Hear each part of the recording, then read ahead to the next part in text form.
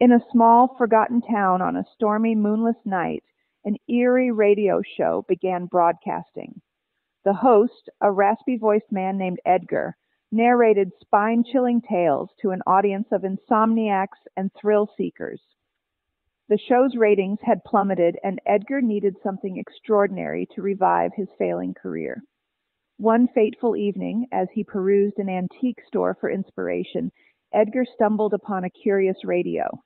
It was an ornate relic from the 1940s, with intricate carvings of eerie mushrooms adorning the casing. The shop owner, a peculiar old woman, insisted that it was cursed but agreed to sell it at a bargain price. With the cursed radio in his possession, Edgar decided to make it the centerpiece of his next show.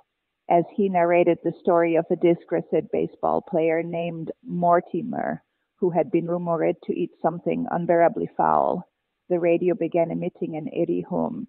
Unbeknownst to Edgar, Mortimer had once dined on a mysterious dish known as the forbidden fungus, a grotesque concoction that included mushrooms and other unspeakable ingredients.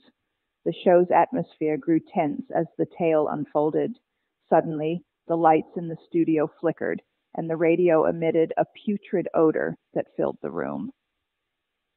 Edgar was horrified as he realized that the radio had transformed the fictional tale into a horrifying reality.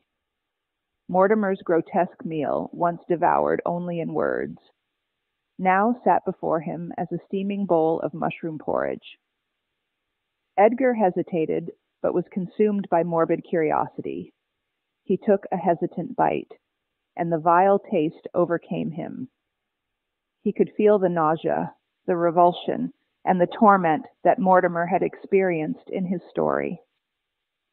Desperate to escape this nightmare, Edgar stumbled upon a dusty, cracked mirror in the studio. When he gazed into it, he found himself transported to a surreal, nightmarish realm.